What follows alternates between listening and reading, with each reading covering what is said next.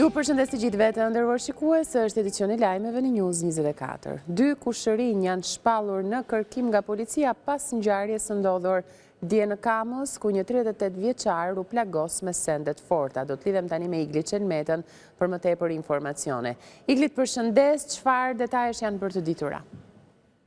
Përshëndetje Nisida, policia e Tiranës ka zbardhur ngjarjen e djeshme në Kamës, ku një 38 vjeçar u dhunua me sende të forta nga 2 persona të tjerë, përveç se dhunimit me sende të forta pati edhe të shtëna me zjarri. Sipas informacioneve zyrtare nga policia e Tiranës, janë identifikuar 2 autorët e dhunimit me sende të forta të 38 vjeçarit dhe policia e Tiranës ka shpallur në kërkim 2 shtetasit Mario Boja dhe Ersion Boja, kushërimi njëri tjetrit 26 dhe 30 vjeç, të cilët dhunuan me sende të forta 38 vjeçarin Redi Vata ditën e djeshme. Sipas policisë së Tiranës, dyshohet se dje rreth orës 10 në rrugën OSB në Kamës, 2 kushërinj për motive të dobta i kanë prerë rrugën automjetit ku udhëtonte 38 vjeçari në zonën dhe lagji ku banonte ky i fundit. Pasi kanë prerë rrugën me automjetin e tyre tip ML ngjyrë e bardhë, e kanë goditur ato me sende të forta, po ashtu kanë qelluar me sende të forta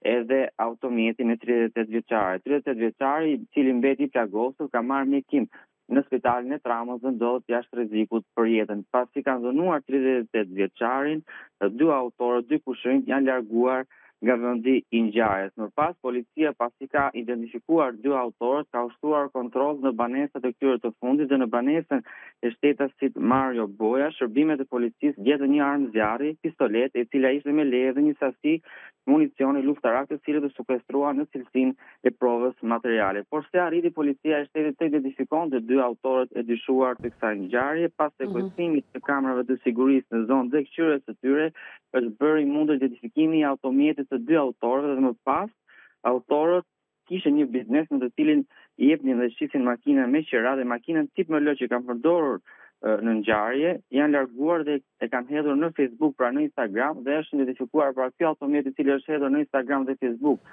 nga biznesi i tyre dhe nga pamjet e sigurisë pra në zonën ka ndodhur dhe ngjarje dhe kështu është bërë dhe identifikimi i autorëve të dyshuar të ngjarjes. Shumë faleminderit Igli për informacionet.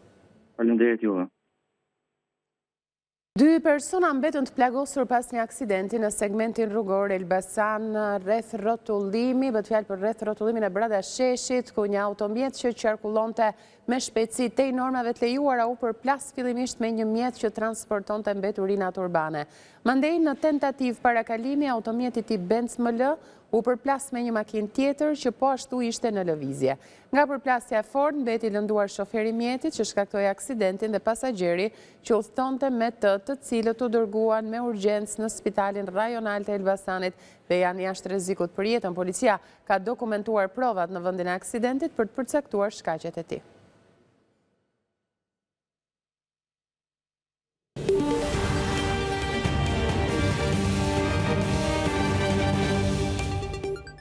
Shqipëria dhe Maqedonia e Veriut do të përfitojnë para financim nga Bashkimi Evropian për të vijuar më tej reformat kyçe dhe rrugën drejt integrimit në Bashkimin Evropian.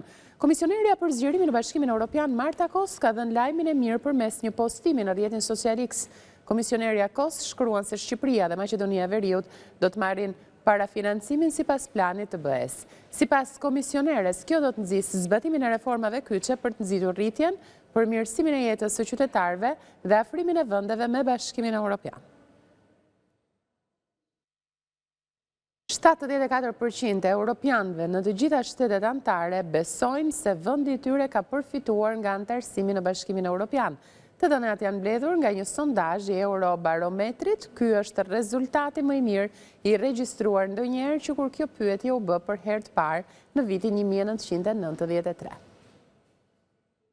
Një sondazh i ri i Eurobarometrit tregon se më shumë europian mendojnë se vendi i tyre ka përfituar nga anëtarësimi në Bashkimin Evropian, por gjithashtu shumë kanë pritshmëri të ulta për vitet që do të pasojnë. 74% e europianëve në të gjitha shtetet anëtare besojnë se vendi i tyre ka përfituar nga anëtarësimi në Bashkimin Evropian. Ky është rezultati më i mirë i regjistruar ndonjëherë që kur kjo pyetje u bë për herë të parë në vitin 1983. Edhe në Hungarinë e Orbanit 74% e njohin gotën gjysmë plot, përpara Italisë me 67% dhe Francës me 65%. Por kur u pyetën veçmas për qëndrimet e tyre ndaj Bashkimit Evropian, shfaqet një figurë më e ngurtë. Vetëm 50% e europianëve kanë një mendim pozitiv për Bashkimin Evropian, krahasuar me 15% që kanë një mendim negativ, ndërsa deri në 34% janë neutral për të. Ndërkohë që vlerësimet janë rritur, pritshmëritë e europianëve për 5 vitet e ardhshme janë ulur. Eurobarometri është një ankesë 2 vjeçare që zhvillohet në mbar Bashkimin Evropian dhe që ndjek qëndrimet e qytetarëve të Bashkimit Evropian ndaj Unionit dhe monitoron trendet politike që janë relevante për bllokun në tërësi. Në një peizazh gjeopolitik që po ndryshon me shpejtësi, europianët po përmendin arsye të reja për të mbështetur Bashkimin Evropian. Rreth 35% e shohin paqen dhe rritjen e sigurisë si përfitimin kryesor nga antarësimi në Union, pasuar ngushtë nga 34% që e shohin bashkëpunimin e shtuar mes shteteve anëtare si pika më tërheqëse e bllokut. Kryeministri Rama bëri të ditur se Bashkimi Evropian pritet të miratojë 64.5 milion euro për Shqipërinë në kuadër të planit të rritjes. Ai e cilëson këtë mbështetje si një dëshmi të përparimit të vendit drejt Bashkimit Evropian, ndërsa kërkoi votën e qytetarëve shqiptar, përfshi dhe atyre demokrat për vijimin e procesit të integrimit. Në takimin e ditë përjavshëm me qytetarët online në platformën Symsy, kryeministri Rama njoftoi se Bashkimi Evropian do të miratojë fondet e planit të rritjes për Shqipërinë, një mbështetje financiare prej 64.5 milion eurosh, që sipas Ramës konfirmon përparimin e vendit në negociatat për antarësim në Bashkimin Evropian. Bëhet fjalë për 64.5 milion euro që vijnë drejt për drejt nga Bashkimi Evropian për Shqipërinë. Besoj se kjo është një tjetër shenjë shumë e qartë e faktit që ne jemi duke ecur me shpejtësi sipas ritmit përcaktuar edhe nga negociatat për tu antarësuar në Bashkimin Evropian. Kryeministri theksoi se Shqipërisi duhet më shumë se kur BE-ja, duke ju referuar edhe një anketimi të fundit mes qytetarëve të bllokut evropian. Ka një shifër rekord, 74% të bllokut të Bashkimit Evropian që beson se vendi i tyre ka përfituar nga Bashkimi Evropian, citojnë paqen dhe sigurinë, që është në fakt edhe arsyeja pse unë po ju përsëris për ditë se në 11 maj vota ka një peshë specifike të rëndësishme gjeopolitike. Kreu i qeverisë nuk la pa komentuar edhe situatën politike në vend, duke akuzuar opozitën për mungesë vizioni, ndërsa nuk e kurseu ironinë. Bufi i Knedës sot e thot shumë qartë me votën e 11 majit, në 12 maj do shkri spatën. E thot shumë qartë. Ky është kërcënimi. Ky është kërcënimi që është sot dhe mund të jetë vazhdimisht në të ardhmen nga lëvizjet e brendshme politike nëse ne nuk jemi antarë Bashkimit Evropian. Rama kërkoi votën e të gjithë qytetarëve, përfshirë demokratët, për të cilët tha se vota për PS-n nuk i bën socialist, por i shërben vendit në agjendën e integrimit të BE-s. Kreu i Partisë Demokratike Sali Berisha prezantoi programin për mbështetje të biznesit dhe zhvillimin ekonomik në Shqipëri. Ai premtoi uljen e taksave për karburantet dhe krijimin e 4 zonave të lira ekonomike, duke synuar rritjen e konkurrencës. Po ashtu, Berisha theksoi se ligji për investimet strategjike do të zhbëhet. Kreu i Partisë Demokratike Sali Berisha deklaron gjatë konferencës për shtyp disa nga pikat e programit të PD-s në ndihmë të biznesit në Shqipëri. Ai premtoi se taksa Rama për karburante do të shuhet dhe çmimi i naftës me demokratët në pushtet do të ulet dhe do të shkojë në nivelin e çmimit të Kosovës e Maqedonisë së Veriut. Bie taksa Rama e karburantit dhe karburantet nuk do të shiten në Shqipëri me një çmim që ndryshon plus minus 10% nga ai i Kosovës dhe Maqedonisë. Berisha u zotua se në Shqipëri do të krijohen 4 zona të lira ekonomike. Do të krijohen 4 zona të lira ekonomike në 4 qarqe kryesore të vendit, në të cilat do afrohen të gjitha lehtësirat me kushtin e vetëm që investitori të ketë një biografi investimesh disa vjeçare në vendin e tij dhe nuk do pranohet asnjë qindark nga kontot offshore. Kreu i PD-s thekson se ligji për investimet strategjike do të zhbëhet. Korporata e investimeve strategjike, korporata e korrupsionit më të madh në histori, merr fund javën e parë të qeverisë PD. Taksa e shitjes së pronës do të ndryshojë, thot ish kryeministri. Ulje nga 15 në 2% të taksës së shitjes së pronës. Dhe për këtë qëllim, krijimi i kadastrës fiskale për përcaktimin e çmimeve të referencës. Shefi i Selis Blu deklaron se çështja e kthim kompensimit të pronave dhe dëmshpërblimit të përndjekurve politik do të mbyllet brenda mandatit të parë. Do zgjidhet brenda një mandati, sado që të kushtoj. Së dyti, po kështu edhe të përndjekurit politik. Shoqëria do dëmshpërblej me detyrimin që kanë ndaj tyre. Kryedemokrati siguron se pas 11 maj do të ketë rritje të pensioneve, vendosje të minimumit jetik 200 euro, rritje të rrogave e të tjerë. Komisioni Qendror i Zgjedhjeve ka vendosur të dërgojë për verifikime të thelluara në Prokurorinë e Përgjithshme 16 kandidat për deputet. Vendimi u mor pasi nga verifikimet e kryera rezultojnë se kandidatët kanë deklaruar të dhëna në lidhje me hetime, dënime dhe dëbime jashtë territorit të Shqipërisë. 16 kandidat për deputet në zgjedhjet parlamentare të 11 majit do të kalojnë në filtrin e kontrollit të Prokurorisë së Përgjithshme. Vendimi i marrë në mbledhjen e kësaj të ëndë nga komisioneri shtetëror i zgjedhjeve Ilirian Celibashi erdhi pas verifikimeve të të dhënave në formularin e vetë deklarimit të kandidatëve nga administrata e komisionit, ku rezulton se kandidatët kanë deklaruar të dhëna në lidhje me hetime, dënime dhe dëbime jashtë territorit të Shqipërisë, për të cilat KQZ nuk ka kompetencë të kryejë verifikim të mëtejshëm. Bëhet fjalë për 2 kandidatë të Partisë Aleanca Demokracia e Re, 1 kandidat i Partisë Aleanca Kombëtare Shqiptare, 1 kandidat i koalicionit Djathtas për Zhvillim, 1 kandidat i Partisë Koalicioni Euroatlantik, 1 kandidat i Lëvizje Bashk, 2 kandidat të Partisë Mundësia, 4 kandidat të Nisma Shqipëria Bëhet Adriatik Klapaj, si dhe 4 kandidat të Partisë Socialdemokrate. Dërgimi pranë zyrës prokurorit përgjithshëm i këtyre raste për një verifikim të thelluar, jo domosdoshmërisht presupozon që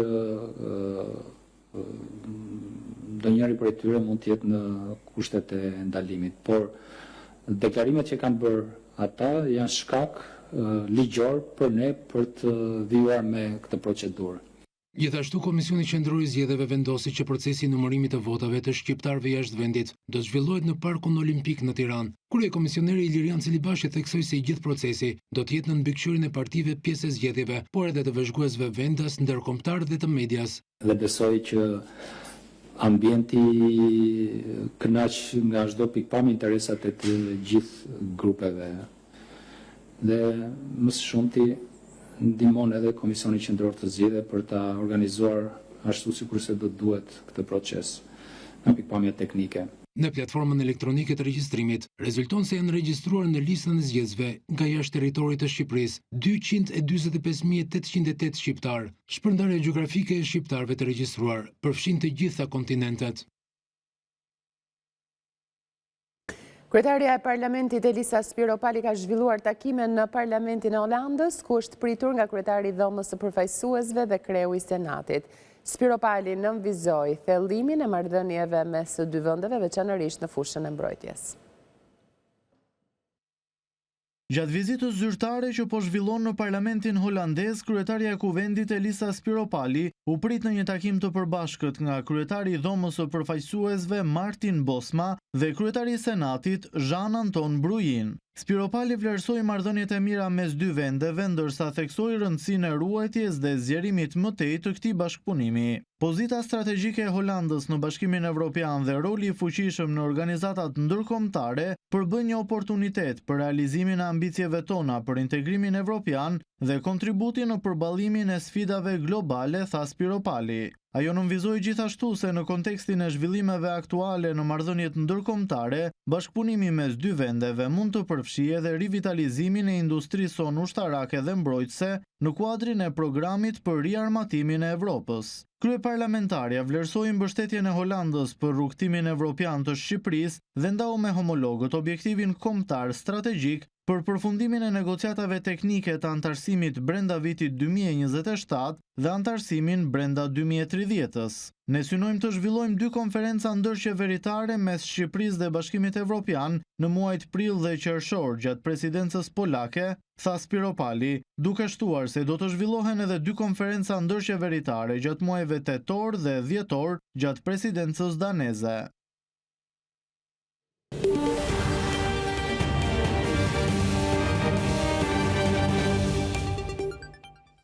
Trupi pajeti palestineze Rayan Aluan ende nuk është tërhequr nga familjarët. Autoritetet shqiptare kanë kontaktuar me të afërm të vajzës, por ata nuk kanë shfaqur interes për të tërhequr trupin e saj.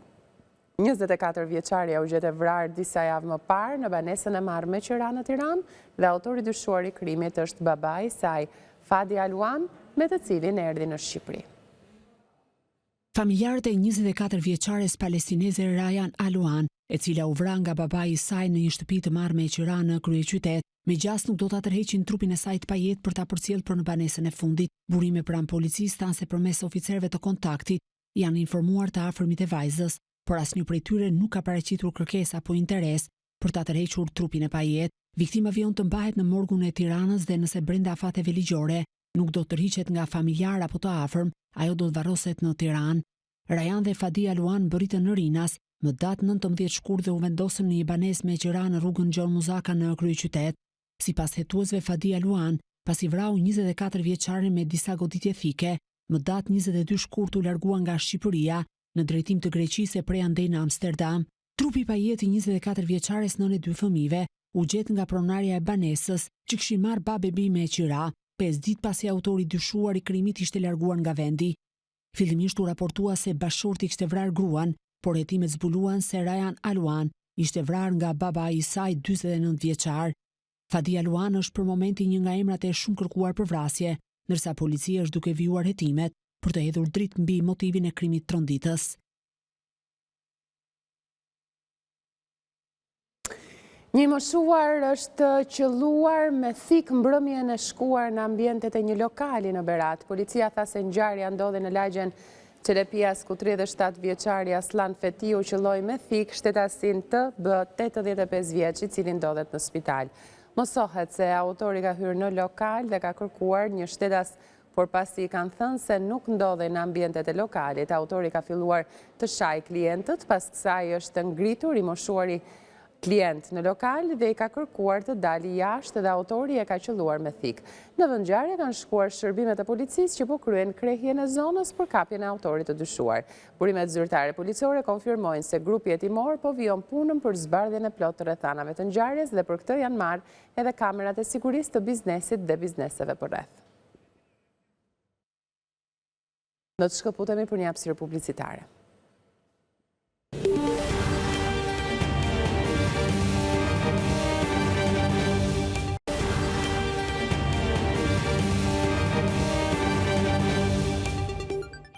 Banorët e lumit të Vlorës zhvilluan këtë të hënë një tjetër protest në fshatin Kuq, duke kundërshtuar devijimin e burimit të lumit drejt Bregdetit të Imarës. Devijimi i lumit bëhet në kuadër të projektit ujësjellësit të Imarës, si dhe ndërtimit të një hidrocentrali.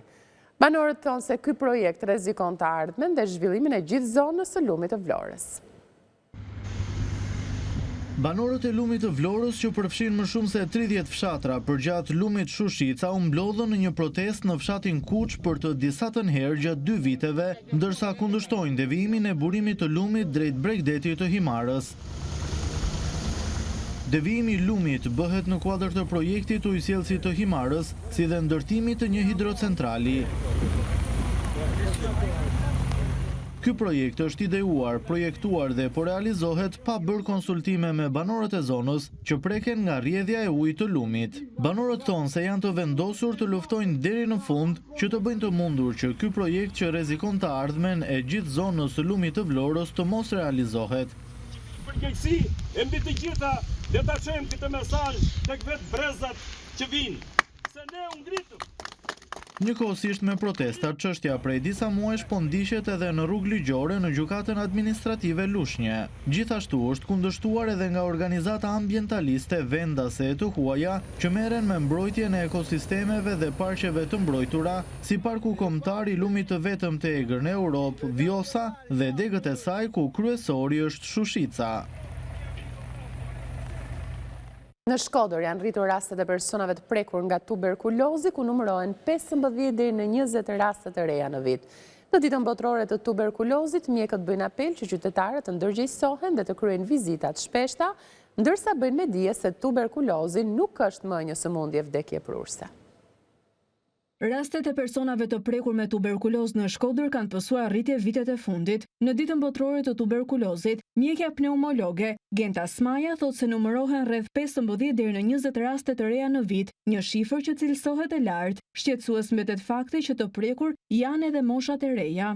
Në qytetin e Shkodrës, situata në vitet e fundit, po flasim për periudhën e mbas Covidit, vihet re një numër prej 15 deri në 20 raste të reja të diagnostikuara në vit. Ka shumë rëndësi dyshimi klinik tek pacientët dhe diagnostikimi sa më i shpejt i kësaj patologjie, në mënyrë që të parandalojmë diagnostikimin e pacientëve në forma të rënda. Për tuberkulozin ka ende një stigmë që mund të sjellë pasoja fatale për personat e prekur, por sipas mjekëve, kjo nuk qëndron sepse në ditët e sotme konsiderohet sëmundje e shërueshme. Tuberkulozi është i shërueshëm, por ka shumë rëndësi që të ndiqet në mënyrë të rregullt dhe në mënyrë të afërt me pneumologun dhe të trajtohet sipas skemave të përcaktuara mbarkombëtarisht. Në të gjithë vendin numërohen mbi 250 persona të infektuar me tuberkulozë, ndërsa në botë janë 11 milion të prekur.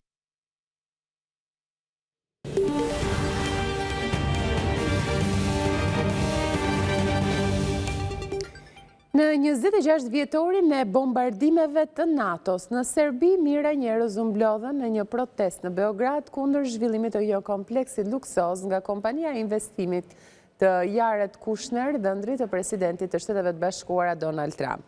Do ta ndjekim më vonë si informacion, sepse tani do të shkojmë drejt për drejt tek gjykata kushtetuese, është Asociacioni i Gazetarëve të Shqipërisë BIR në Albania dhe Center for Legal Empowerment që depozitojnë në gjykatën kushtetuese kërkesën për shpalljen antikushtetues të vendimit për heqjen e TikTokut. Që kanë rrjetet sociale jo vetëm në Shqipëri, por në rang global, dhuna dhe diskriminimi që ndodh në rrjetet sociale është një shqetësim serioz për të gjithë ne, për prindrit, por edhe për ne të rinjt. Gjithsesi, të gjitha këto situata nuk mund të çojnë asnjëherë në censur të plotë dhe mbylljen e rrjeteve sociale, sepse ne kemi çmuar dhe kemi arsyetuar edhe në ankesën që kemi bërë në gjykatën kushtetuese se mbyllja totale e TikTok cënon rënd lirinë e shprehjes, të drejtën e informimit, por dhe liritë ekonomike të qytetarëve të Republikës së Shqipërisë. Gjykata Evropiane të Drejtave të Njeriut tani më është shprehur me të paktën 2 vendime ndaj kundër Turqisë, që i ka shpallur si kundër Konventës Evropiane për të Drejtat e Njeriut, mbylljen totale të platformës YouTube për shembull, por edhe të rrjeteve të tjera sociale. Ne mendojmë se dhe vendimi që është marrë nga Këshilli i Ministrave është një vendim jo proceduralisht në rregull, pasi kufizimi tërësor i të drejtave dhe lirive të njerëzit nuk mund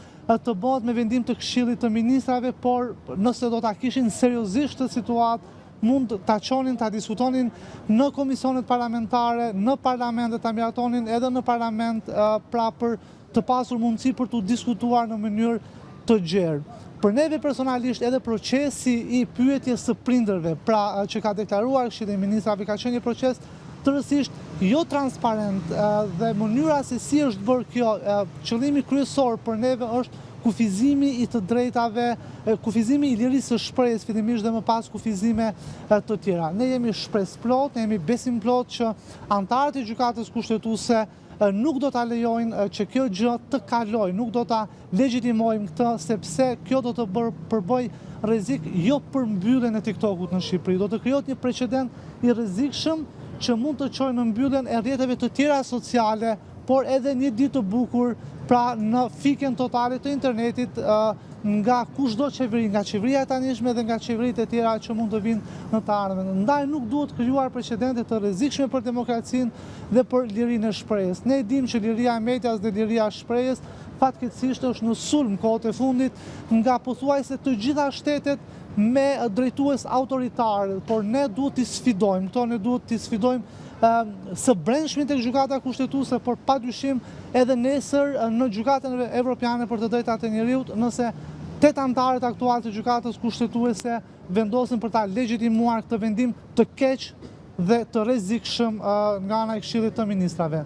Tani do ja jap fjalën për më shumë detaje, sigurisht avokati që na ka përfaqësuar zoti Franz Terihati, që është gjithashtu drejtues i qendrës CLE. Përshëndetje të gjithëve. Përpara gjykatës kushtetuese kemi depozituar kërkesën për shfuqizimin si të papajtueshëm. Përpara gjykatës kushtetuese kemi depozituar kërkesën për shfuqizimin si të papajtueshëm të vendimit të Këshillit Ministrave, i cili ka disponuar për ndërprerjen e aksesit në platformën TikTok për një periudhë deri në 12 muaj. Në bazë të VKM-s, ndërprerja e aksesit në këtë platformë është argumentuar me qëllim shmangjen e pasojave negative sociale dhe mbrojtjen e të dhënave personale. Në kërkesën që kemi paraqitur përpara gjykatës kushtetuese kemi argumentuar që ky vendim i Këshillit Ministrave cënon rënd lirinë ekonomike, lirinë e shprehjes, lirinë e shtypit dhe të drejtën e informimit, dhe ky cënim është realizuar në shkelje të parimit të sigurisë juridike dhe parimit të proporcionalitetit. Më konkretisht, këto liri dhe të drejta mund të kufizohen, thot kushtetuta, por thot dhe një praktikë konsoliduar gjykatës kushtetuese vetëm në bazë të një interesi të provuar publik, ndërkohë që na ka rezultuar që interesi publik vetëm është argumentuar në këtë vendim të Këshillit Ministrave, por nuk provohet, pra nuk provohet që mund të cënohet nga përdorimi i qytetarëve të Republikës Shqipërisë i kësaj platforme, dhe nga ana tjetër edhe në rast se do rezultonte që do cënohej interesi publik, kufizimi duhet realizuar me mjetet sa më pak të dëmshme për cënimin e këtyre lirive dhe të drejtave, dhe gjithmonë masa e ndërprerjes apo masa e mbylljes për një periudhë caktuar duhet të ishte masa e fundit që mund të zbatohej, pasi duhet të vlerësoheshin masat të tjera më pak kufizuese dhe më të përshtatshme për të garantuar interesin publik i cili pretendohet se mund të cënohet. Në kërkesën që kemi adresuar në gjykatën kushtetuese, përveç kërkimit përfundimtar i cili ka për objekt shfuqizimin si të papajtueshëm me të kushtetuesën të kësaj VKM-je, gjithashtu kemi kërkuar dhe pezullimin e zbatimit të saj. Faleminderit.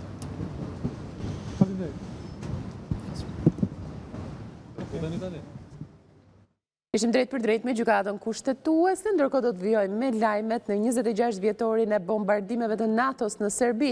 Mijëra njerëz u mblodhen në një protestë në Beograd kundër zhvillimit të një kompleksi luksoz nga kompania e investimit të Jared Kushner, dhëndri të presidentit të Shteteve të Bashkuara të Amerikës Donald Trump. Protesta u mbajt përpara ish-selisë së ushtrisë serbe, e cila vitin e kaluar ju dha për shfrytëzim firmës së investimeve të Kushnerit. Mijëra njerëz u mblodhen në Beograd të hënën për të përkujtuar fushatën e bombardimeve të NATO-s në vitin 1999 edhe për të protestuar kundër zhvillimit të një kompleksi luksoz nga një kompani investimi e krijuar nga Jared Kushner, dhëndri presidentit të Shteteve të Bashkuara Donald Trump. Protesta u thirr të hënën nga studentët e Universitetit Shtetëror të Beogradit, të cilët kanë bllokuar mësimet në fakultetet e tyre që nga fillimi i dhjetorit, duke udhëhequr protestat antiqeveritare për 4 muajt e fundit. Ognjen Pjevaç, një student 20 vjeçar, ju bashkua protestës përpara ish-selisë së ushtrisë serbe, e cila vitin e kaluar ju dha për shfrytëzim firmës së investimeve të Kushner me bazë në SBA Affinity Partners. Është 26 vjetori i bombardimeve të NATO-s, dhe ne protestojmë sepse kjo ndërtesë është dhënë dikujt për përfitime. Por ndërtesat duhet të qëndrojnë këtu, pasi është një dëshmi e agresionit të NATO-s. 2 ndërtesat në Beograd u dëmtuan gjatë bombardimeve të NATO-s për të ndaluar vrasjen e shqiptarëve etnik në Kosovë. Ndërtesat janë projektuar nga arkitekti serb Nikola Dobrović, duke u ndërtuar midis viteve 57 dhe 65. Dizajni i tyre ka për qëllim të ngjasojë një kanjoni të lumit Sutjeska në Bosnjën Lindore, ku u zhvillua një nga betejat kryesore të luftës së dytë botërore në vitin 1943.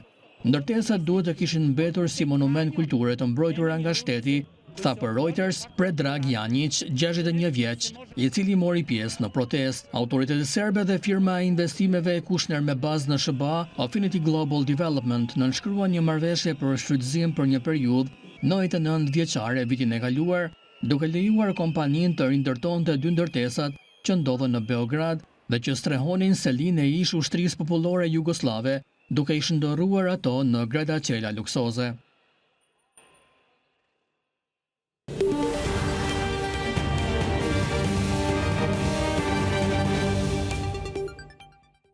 Kanë përfunduar mbrëmjen e së hënës bisedimet midis Shteteve të Bashkuara dhe Rusisë në Riyadh, Arabi Saudite, për arritjen e një armëpushimi të gjerë në Ukrainë. Washingtoni është përqendruar te armëpushimi në detin e Zi, megjithëse zona nuk ka qenë epiqendër intensive ushtarake muajt e fundit.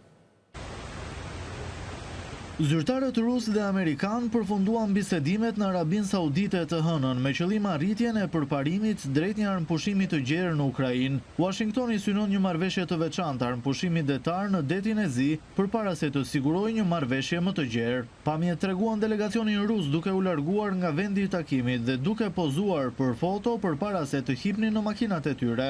Përfaqësimi i Rusisë përfshinte Grigori Karasin, ish diplomati i cili tani është kryetari i Komitetit të Punëve të jashtme të Dhomës së Lartë të Parlamentit Rus, dhe Sergej Beseda, këshilltari drejtorit të Shërbimit Federal të Sigurisë, agjencia kryesore pasardhëse e KGB-s së epokës sovjetike. Bisedimet, të cilat pasuan negociatat e Shteteve të Bashkuara me Ukrainën në Arabinë Saudite të dielën, vijnë pasi presidenti i Shteteve të Bashkuara Donald Trump intensifikon përpjekjet e tij për t'i dhënë fund konfliktit 3 vjeçar, pasi javën e kaluar ai foli me presidentin Ukrainas Volodymyr Zelensky dhe presidentin rus Vladimir Putin. Shtëpia e Bardhë thotë se qëllimi i bisedimeve është arritja e një armëpushimi detar në detin e Zi, duke lejuar rrjedhën e lirë të anijeve, megjithse zona nuk ka qenë vendodhje operacioneve intensive ushtarake muajt e fundit. Një burim i informuar mbi planifikimin për bisedimet tha se pala amerikane drejtohej nga Andrew Pigg, drejtori i lartë në Këshillin e Sigurisë Kombëtare të Shtëpisë së Bardhë, dhe Michael Anton, zyrtar i lartë i Departamentit të Shtetit. Egjipti ka paraqitur një propozim të ri për rivendosjen e armëpushimit në Gaza, ndërsa në lindjen e mesme ka zbarkuar shefja e Bashkimit Evropian Kaja Kallas, e cila përjashton përfshirjen e Hamasit në qeverisjen e ardhshme të enklavës.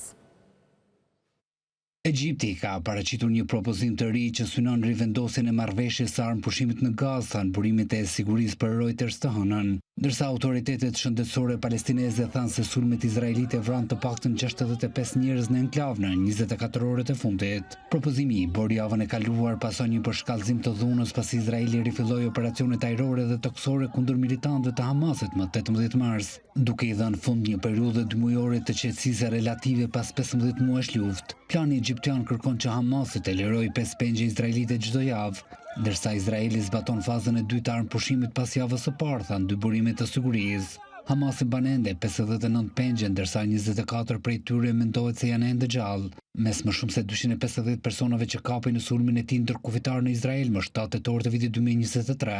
Shumica e pengjeve të tjerë janë liruar në shkëmbime periodike të negociuara. Si Shtetet e Bashkuara, ashtu edhe Hamasi ka rënë dakord për propozimin, thanë burimet e sigurisë, por Izraeli ende nuk është përgjigjur. Sakat shefja e politikës së jashtme të Bashkimit Evropian Kaja Kallas ndodhet në lindjen e mesme, në një tur takimesh pas prishjes së armëpushimit. Kallas mbërriti në Izrael nga Kairo, ku diskutoi planin e rindërtimit të Gazës me përfaqësues nga Egjipti, Jordania, Katari, Arabia Saudite dhe Emiratet e Bashkuara Arabe. Kallas tha se rifillimi i ofensivës ushtarake të Izraelit në Gazë ka shkaktuar një humbje të tmerrshme jetësh, duke shtuar se Bashkimi Evropian nuk sheh asnjë rol për Hamasin në qeverisjen e ardhshme të Gazës. Vizita e saj vjen disa ditë pas Izraeli ka nisur një fushatë të re ajrore dhe toksore kundër Hamasit, duke vrarë afro 700 palestinezë që atëherë duke përfshirë të paktën 400 gra dhe fëmijë. Ishte edicioni lajmeve në News 24, për më gjërë juftëm të klikoni në balkanu.com për lajmin më të fundit, ku mund të nëndish një gjithashtu për mes live streamit, si e në kanalin ton zyrtar në YouTube, News 24 Albania. Faleminderit që na ndoqët, bashkë më Rota Kofshim.